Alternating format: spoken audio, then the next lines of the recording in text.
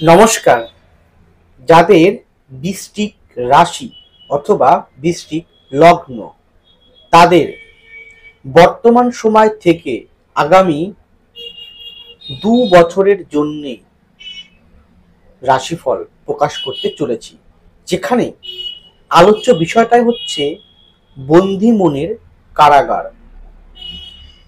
এর মধ্য দিয়ে কি বলতে চাইছি অবশ্যই বলবো, এবং এটি যথেষ্ট গুরুত্বপূর্ণ। আর সচেতন ও সাবধান করার মাধ্যম দিয়ে যাতে আপনারা সঠিক পথে পরিচালিত হন, সঠিক দিশা পান, কি করবেন আর কি করবেন না, এই বিষয়টা বুঝতে চাইলে অবশ্যই আজকের প্রোগ্রামটি অনুগ্রহপূর্বক দেখুন, যেখানে আপনাকে সর্বতোভাবে প্রোগ্রামটির মধ্য দিয়ে আপনাকে জীবনে চলার পথের সঠিক দিশাটা দেখাতে পারবো। জানতে হলে থাকুন শেষ পর্যন্ত আমার সাথে। সুতরাং প্রোগ্রামটি কন্টিনিউ করার পূর্বে পরবর্তী প্রোগ্রামগুলোকে অতি সহজে পাবার জন্য আমার চ্যানেলটিকে সাবস্ক্রাইব করুন এবং পাশে থাকা বেল আইকনটি অবশ্যই প্রেস করবেন। আসুন তাহলে শুরু করা যাক আজকের মূল আলোচ্য পর্বে, যার উপর ভিত্তি করে আমি বিষয়টি আলোকপাত করব সেটি হচ্ছে গোচরকালীন ট্রানজিট। তাহলে সেই পরিপ্রেক্ষিতে আমি যদি বর্তমান সময় থেকে কাউন্টিং করি, তাহলে মের আগে পর্যন্ত আপনাদের অধিপতি অর্থাৎ মঙ্গল থাকবে আপনাদের অষ্টম ভাবে, শনি থাকবে আপনাদের ফোর্থ ভাবে, রাহু থাকবে আপনাদের পঞ্চম ভাবে। এরপরে যদি ফলো করি মে মাসের পর, তাহলে সেক্ষেত্রে দেখবো মে মাসের পরে রাহু চলে আসবে আপনাদের ফোর্থ ভাবে, শনি চলে যাবে আপনাদের পঞ্চম ভাবে, মঙ্গল চলে আসবে আপনাদের নবম ভাবে এবং দশমে থাকবে কেতু। তাহলে বন্দি মনের কারাগার কথার মাধ্যম দিয়ে এটা বলতে চাইছি যে বৃশ্চিকরা একটু বেশি হীনমন্যতা, একটু বেশি দুঃখ বিলাসী মনোভাব, একটু বেশি নেগেটিভ বাতাবরণ সর্বদা মনের মধ্যে নিয়ে আসেন, কারণ এই ঘরটায় চন্দ্র নিচ বা নিচস্থ হয়। তাই চন্দ্র আপনাদের নবমপতি ভাগ্যপতি হয়ে সে আপনার রাশি লগ্নে থাকার জন্য ভাগ্য বিড়ম্বনা আপনাকে প্রায়শই কিন্তু আপনাদের জীবনে কিন্তু ঘটায়। আপনারা অনেক বেশি, আপনাদের রাশিটা এমন একটি সাইন যে অত্যন্ত পজিটিভিটি ভিতরে থাকে, অত্যন্ত শক্তি থাকে, অত্যন্ত ইনটিউশন পাওয়ার থাকে। আপনারা কিন্তু মানুষকে বুঝতে পারেন এই মানুষটি আপনার জন্য ক্ষতিকারক, এই মানুষটি আপনার জন্য ভালো নয়, এটা আপনি আগাম বুঝতে পারেন। কোন মানুষকে আপনার দেখে চটজলদি বুঝে নেন যে মানুষটি এই রকম প্রকৃতির হতে পারে। ইনটিউশন পাওয়ার, আপনার আগাম যদি কোনো ঘটনা ঘটে আপনাদের জীবনে, আপনারা কিন্তু টের পান, বুঝে যান। আপনারা অত্যন্ত জেদি হন এবং আপনাদের স্মৃতিশক্তি অত্যন্ত প্রখর হয়। কারণ কোনো মানুষ যদি আপনার সাথে প্রতারণা করে, বিশ্বাসঘাতকতা করে, চিটিংবাজি করে বা আপনার মনে আঘাত দেয়, আপনি না সারা জীবন সেই কথাটিকে ভুলতে পারেন না। এবং আপনারা কিন্তু যেমন খুব ঠান্ডা প্রকৃতির, তার থেকে যখন রেগে যান না, তখন তার 3 গুণ অগ্নিশিখার মতন জ্বলে ওঠেন এবং এতটা স্পষ্ট ধারালো কথাবার্তা আপনার মুখ থেকে বেরিয়ে পড়ে যে যে আপনার সাথে শত্রুতা, যে আপনার সাথে বিশ্বাসঘাতকতা করছে, তাকে আপনি বুঝিয়ে দেন যে কার পাল্লায় পড়েছিল। তো এই মতাবস্থা, এইরকম চরিত্রকারী মানুষ এবং অত্যন্ত জ্ঞান, অত্যন্ত প্রতিভা থাকে। জ্ঞান প্রতিভা হয়তো সুপ্ত অবস্থায় থাকে, অন্তরের ভিতর থাকে, এবং আপনারা কিন্তু মারাত্মক বাস্তববাদী হন এবং আপনারা কিন্তু কঠোর পরিশ্রম করতেও ভয় পান না। এইরকম মানুষের জীবনে যখন ঘাত প্রতিঘাত চলে আসে, তখন কতটা মর্মান্তিক হয় সে মানুষটি বুঝে যায়। তো আমি এর আগে প্রভূত প্রোগ্রামগুলোতে বলেছি, দেখুন ভালো কথা বলাই যায়, কিন্তু খারাপ কথা কেন বলতে হয়, নেগেটিভ কথা কেন বলতে হয়? কারণ ওইগুলো আপনি জীবনে করবেন না কখনো। ওই কাজগুলো যদি বন্ধ করেন করা, ওই কাজগুলো যদি অ্যাভয়েড করেন, তাহলে কিন্তু চলার পথটি আপনি সহজে বের হতে পারবেন। আপনাকে দুটো ভালো কথা বললাম, কিন্তু সেগুলো দেখা গেল বাস্তবের সাথে আপনি মিলল না, আগামী দিনে সেটা আপনার সাথে মিলল না, তখন আপনারা আমাকে খারাপ মনে করতে পারেন। কিন্তু প্রকৃত অর্থে যে যে বিষয়গুলো ভালো কথা অনেকে আপনাকে বলবে, অনেক প্রোগ্রাম দেখবেন আপনি ইউটিউবে, প্রচুর প্রোগ্রাম আছে বৃষ্টিকের, এই হবে ওই হবে। অবশ্যই আমিও চাই যে ভালো কিছু হোক, ভালো হওয়াটাই দরকার প্রত্যেক মানুষের জীবনে, ভালো অবশ্যই হবে আপনার জীবনে, কিন্তু ভালো সাথে খারাপটাও থাকবে। কারণ কলিযুগ, আর কলিযুগ কেন, যে কোনো যুগেই ভালো মন্দ মিশিয়ে কিন্তু ছিল। যেমন দেবতা দেবতা আছে, অসুর আছে, রাক্ষস আছে, দেবতা আছে, হাসি আছে, কান্না আছে, কান্না আছে, আবার হাসিও আছে, দিন আছে, রাত আছে, সবকিছু মিলিয়ে কিন্তু চলতে হয়। তো বৃশ্চিকের এই ক্ষেত্রে যেহেতু বর্তমানে শনি ঢাইয়া চলছে, ভাবছেন শনি ঢাইয়া তো 29 মার্চ 2025 কেটে যাবে, ঠিক কাটবেও, মানছি কাটবে, কিন্তু ফোর্থ ভাবে রাহুর প্রবেশ তো ঘটে যাবে। তাহলে এই মতো অবস্থায় আমি প্রথম যে পয়েন্টটা বলবো সেটা হচ্ছে মনের অস্থিরতাকে এখনো বর্তমানে আছে, বিগত প্রায় 2.5 বছর 3 বছর ধরে ছিল। তার থেকে যদি বলি 2022 সালে মাঝামাঝি সময় থেকে আজ প্রেজেন্ট পর্যন্ত মানসিকভাবে স্থির নেই, আপনি অস্থির, সেটা যে কোনো দিক থেকে করতে পারে। বেশি ইম্প্যাক্ট পড়েছে আপনার সাংসারিক এবং মন মানসিকতা, শরীর স্বাস্থ্যের উপরে। মন মানসিকতা আপনি বর্তমানে একদম স্থির নেই, সেই স্থিরতা কিছুটা আপনাকে আনার চেষ্টা করবে দেবগুরু বৃহস্পতি, মানছি, কিন্তু রাহু প্রবেশ ঘটিয়ে যদি আপনার হাতে রাহুর স্থান খারাপ থাকে, যদি আপনার জন্মকুণ্ডলিতে রাহু কোনো কারণে মঙ্গলযুক্ত, কোনো মঙ্গল দৃষ্ট অবস্থায় থাকে, তাহলে কিন্তু যে অস্থিরতা ছিল বিগত দিনে সেটা কিন্তু কন্টিনিউ থাকবে। অস্থিরতা অনেক কারণ হতে পারে, অস্থিরতা আসতে পারে প্রেম প্রীতির জন্য, অস্থিরতা আসতে পারে সাংসারিক জীবনের জন্য, অস্থিরতা আসতে পারে শত্রুদের কারণের জন্য, এরকম পজিশন কিন্তু রয়েছে। ঠিক তেমন এখানে বেশি ইম্প্যাক্ট করবে আপনার জীবনে যেটা, সেটা পারিবারিক ক্ষেত্র বিশেষে। পরিবার ভিত্তিক যে অশান্তির বাতাবরণ বিগত দিনে ছিল, সেখান থেকে আপনাকে সামান্য উন্নতি করবে যদি আপনার জন্মকুণ্ডলিতে বৃহস্পতিটা, শনিটা ভালো থাকে, তবেই দশা ভালো চলে, তবেই, নচেত কিন্তু খুব যে একটা ভালো ডেভেলপমেন্ট দেবে সংসার জীবনে আগামী 2 বছরের ভিতরে, তা কিন্তু নয়। কারণ আপনাকে এমত অবস্থায় আপনার সাংসারিক জীবন থেকে আপনাকে কিছুটা বিচ্যুত ঘটাবে। রাহু চতুর্থ প্রবেশ ঘটিয়ে সংসার জীবন থেকে আপনি হয়তো কর্মসূত্রে উন্নত চলে গেলেন, বা আপনি হয়তো চাকরি সূত্রে চলে গেলেন, বা আপনি ব্যবসার সূত্রে চলে গেলেন, যে কোনো কারণ হিসেবে কিন্তু বাড়ি থেকে উন্নত আপনাকে ট্রান্সফার করার যোগ রয়েছে। তো সেখানে দাঁড়িয়ে সেই ক্ষেত্রে দাঁড়িয়ে দেখা গেল যে আপনি তো একজন সাংসারিক মানুষ, তো আপনার ছেলে আছে, মেয়ে আছে, ওয়াইফ আছে, হাজবেন্ড আছে, অনেকেই থাকতে পারে। যখন আপনি দূরে থাকবেন তখন মনের মধ্যে কষ্ট বাঁধবে আপনাকে, কারণ রাহু ওই ফোর্থে ঢুকে আপনার মধ্যে কষ্ট দেবে। কি কষ্ট দেবে? যে আমি তো আপনার পরিবারের সাথে থাকতে পারছেন না, মনের কষ্ট, দুঃখ, যন্ত্রণা, একটা অন্যরকম, যাকে বলা হয় আপনারা কামনা বাসনা প্রেম প্রীতি এটা আপনার মধ্যে আছে, কিন্তু সেটা সুপ্ত অবস্থায়, সেটা বহিঃপ্রকাশটা কম হয়। তার ফলে কি হবে যে আপনি এদিক থেকে হয়তো কষ্ট পেতে পারেন। আবার এটাও হয় যদি আপনার, সবসময় আমি আগেও বলেছি যে ফোর্থ ভাবে কোনো কালই রাহু বা কেতু বা মঙ্গল বা শনি অবস্থান ভালো নয়, সেখানে দাঁড়িয়ে কিন্তু আপনার সাংসারিক অশান্তির বাতাবরণও কিন্তু থাকবে। তাহলে কি দরকার, এখন থেকেই সেই জায়গাটিকে ঠিক করার জন্য সঠিক কনসাল্ট বা কনসালটেন্সি নেওয়াটা প্রয়োজন রয়েছে। দেখুন,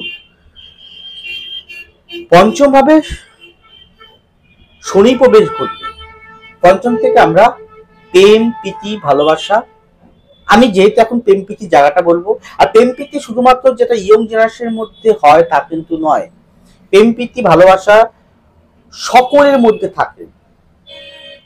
তাহলে সেই ক্ষেত্রে, এবং পঞ্চম থেকে সন্তানকেও ইন্ডিকেট করতে হয়। যদি আপনার হরোস্কোপে এবং হাতে শনির স্থানটা ভালো না থাকে, তাহলে আপনি প্রেম প্রীতি জায়গা থেকে সাবধান থাকুন। আপনি যদি ইয়ং বয়স হন বা প্রেমের প্রতি আপনার আকৃষ্ট, যে উল্টো দিকে ঘর যেহেতু শুক্রের ঘর, তো রোমান্টিক একটা চাহিদা মানসিকতা আপনার অন্তর্মধ্যে থাকবেই থাকবে, এবং সেটা হয়তো কেউ বহিঃপ্রকাশ হয়, কেউ হয়তো অন্তরের ভিতর থাকে। কিন্তু বৃশ্চিকে কিন্তু বেশিরভাগ আমি দেখেছি এরা প্রেম প্রীতি ভালোবাসাটা কিন্তু চাপা প্রকৃতি হয়। ভালোবাসতে পারে, ভালোবাসা পেতে চায়, কিন্তু সেটা ভালোবাসা পায় না। অনেক ক্ষেত্রে তারা বেশিরভাগটাই পায় না, বা কাউকে হয়তো ভালো লাগলো, মন করে বলতেও পারলো না, বলতে ভয় পায়, লাজুক প্রকৃতির হয়। তো এটা ম্যাক্সিমাম দেখেছি আমি, হরস্কোপ বিচার করার ক্ষেত্রে, প্র্যাকটিস করার ক্ষেত্রে দেখেছি আমি। যাই হোক, তো সেক্ষেত্রে যদি আপনি ভালোবাসার সঙ্গে লিপ্ত আছেন বা লিপ্ত হবেন, এরকম জায়গা থেকে বলতে পারি যে আমি দেখেছি পঞ্চম ভাবে শনির অবস্থান আপনাকে ভালোবাসা থেকে কিছুটা হলো ও একটু বৈপরীত্য এনে দেয়, মানে বৈরাগ্য এনে দেয়। শনির কাজটা হচ্ছে মায়া মমতা বা কাম, এই জাগতিক যে মোহ, তার থেকে কিছুটা আপনাকে বিভ্রান্ত, মানে পিছু ছেড়ে দেয়। শনির কাজ হচ্ছে ওগুলোকে আপনাকে দেবে না। শনি সবসময় বৈরাগ্য বা প্র্যাকটিক্যাল লাইফটা ভালোবাসে। আর যেহেতু জলতত্ত্বে মীনের ঘরে শনি প্রবেশ করছে, তো আপনার মধ্যে অলরেডি তখন কি হবে, সন্দেহবাতিকতা, খুঁতখুঁতে, এগুলো কিন্তু বেশি ইনপুট আস্তে আস্তে দেওয়া শুরু করবে। যেহেতু আপনাদের রাশিটা হচ্ছে বৃষ্টি, তাহলে কি হচ্ছে, চন্দ্রগ্রহ নিচস্থ হচ্ছে, তাই তো।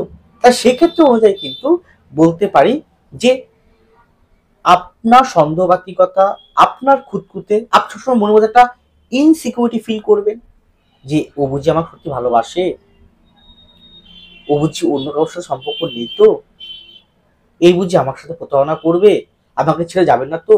এই যে টেন্ডেন্সি, এই যে ভাব, মনোভাব, এটার ফলে কিন্তু আপনি হতাশা, ডিপ্রেশন, এবং মনে হবে মনের অন্তঃস্থলে যেন কোনো কারাগারে, বন্দি কারাগারের মধ্যে আপনি আবদ্ধ। এই একটা। যদি আপনার কোনো কারণে পঞ্চম ভাব D1 চার্টে নবাংশে পঞ্চম ভাবে কোনো কারণে যদি রাহু বা কেতু বা মঙ্গল অবস্থান করে, তারপরে শনি পাস করবে, তাহলে সেক্ষেত্রে অনুযায়ী আপনার বর্তমান প্রেমের কিন্তু একটা ছেদ আসতে পারে, বিচ্ছেদ ঘটে দিতে পারে যে কোনো সময়, 2 বছরের মধ্যে। যে কোনো বললাম, কি বললাম, এখন তো আপনার সন্দেহবাতিকতা, খুঁতখুঁতে স্বভাব, একই কথা বারবার করে রিপিট করা, এইগুলোর জন্য কিন্তু প্রেমের একটা জায়গায় ছেদ হওয়ার যোগ কিন্তু প্রবল রয়েছে। তাহলে এখন থেকে যদি যাকে ভালোবাসেন, তাকে আপনি এই বিষয়গুলো অন্তরে আসতে দেবেন না।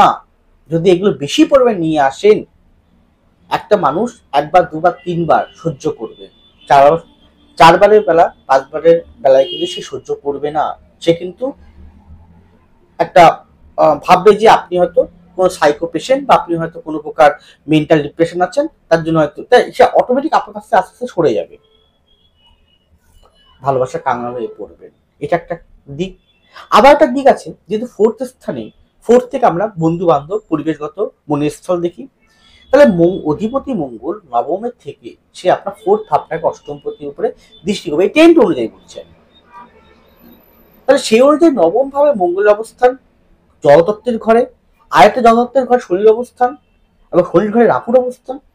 তাহলে সেক্ষেত্রে আপনার যারা বন্ধু থেকে প্রেমজ সম্পর্কের মধ্যে রয়েছেন, বা আপনি কারোর সাথে বন্ধুত্ব করছেন, বন্ধু সম্পর্ক তৈরি হলো, সেখান থেকে একটা আস্তে আস্তে দুর্বলতা হতে হতে ভালোবাসার জায়গাটা আপনার টান দিচ্ছে, এইরকম জায়গাটা যারা রয়েছেন, এই ফেজে যারা রয়েছেন, তাদের কিন্তু সেই জায়গাটা কিন্তু বড় আকার একটা ঘাই বা সমস্যা এখন ফেস করতে হবে আগামী দিন চলার পথে। সেখান থেকে মনে হবে যে বন্ধু বিচ্ছেদ বা বন্ধু সঙ্গ, বন্ধু বিচ্ছেদটা আমি শো করছে, বন্ধু বিচ্ছেদের কোন বিচ্ছেদ, বন্ধুটা, বন্ধু ভালোবাসার সম্পর্ক তৈরি হতে হতে ওই জায়গা থেকে কোনো প্রকার একটা, আপনি প্রায় দুর্বল হয়ে পড়েছেন সেই মানুষটির প্রতি, সেই বন্ধুটার প্রতি, প্রায় ভালোবাসার দিকে এগিয়ে গেছেন, হঠাৎ কোনো না কোনো কারণ হিসেবে, বেশিরভাগ দেখেছি তৃতীয় ব্যক্তি কারণ, তৃতীয় ব্যক্তি এন্ট্রির কারণে, বা তৃতীয় ব্যক্তি কারণের জন্য, বা ফ্যামিলিগত কারণের জন্য, বা কোনো কারণের জন্য একটা ছেদ কিন্তু তৈরি হতে পারে। তার ফলে কি হবে, আস্তে আস্তে মনে হবে বন্দি মনে কারাগারে আপনি আজ আবদ্ধ। তাহলে কি হয়, এখন থেকে উচিত সেই জায়গাগুলোকে ঠিক করা গেল। এরপরে যেহেতু আপনার দশম ভাবে কেতু অবস্থান থাকবে, নবম ভাবে মঙ্গল অবস্থান থাকবে, তো সেক্ষেত্রে আপনার অবশ্যই ভালো দিকগুলো আছে, যেমন কর্ম ভালো হবে, চাকরি ভালো পাবেন, উন্নতি করতে পারবেন, আর্থিক উন্নতি হবে, মানছি। কিন্তু শত্রুর সম্মুখীন, এবং কোন শত্রু? গোপনীয়তা শত্রু। কোন শত্রু? ঈর্ষাপরায়ণ ব্যক্তির শত্রু।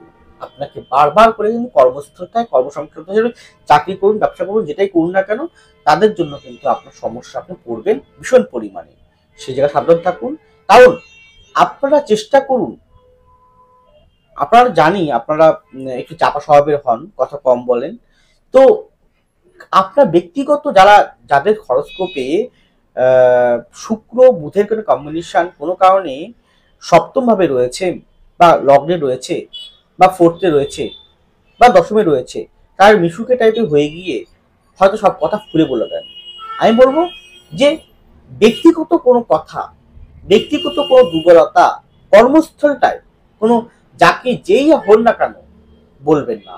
যতটা পারবেন একটু এড়িয়ে চলুন, তাতেই ভালো হবে। গেল।